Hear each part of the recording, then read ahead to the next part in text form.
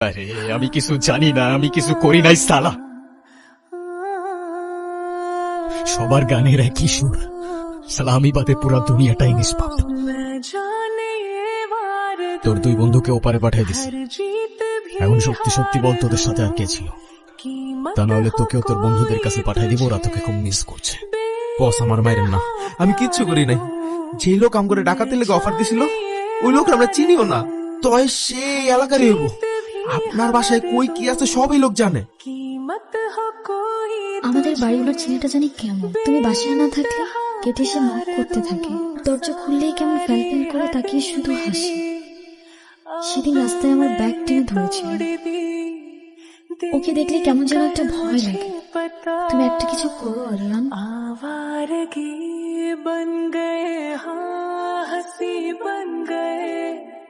কিরে তুই কই থাকোস? গতকাল এসে পৌঁছে গেছি, কি নিয়ে এত ব্যস্ত থাকোস ভাই? স্মোক করবি? সিরিয়াসলি? তুই জিজ্ঞাসা করতেছিলি না এতদিন কি নিয়ে ব্যস্ত ছিলাম? মার্ডার করতে। যা, মজা করার জায়গা বাস না। তুই কি সিরিয়াস?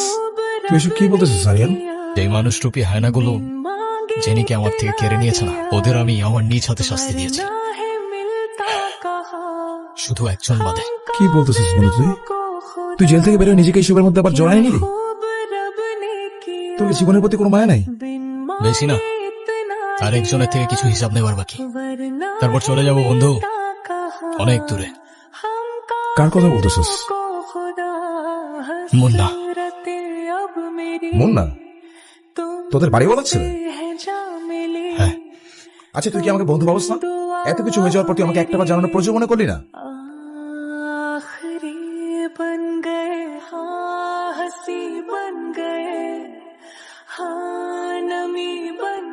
আমি লোকটার নাম জানি না, কিন্তু হলক করা করতে পারি।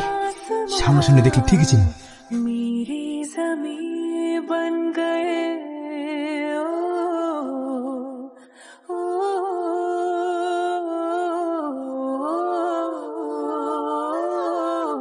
কেন করলি এটা? বিশ্বাস কর বন্ধু, আমার টাকার অনেক দরকার ছিল, আর আমি খুব ভালো করে জানি তোদের বাসায় অনেক গোল্ড ছিল।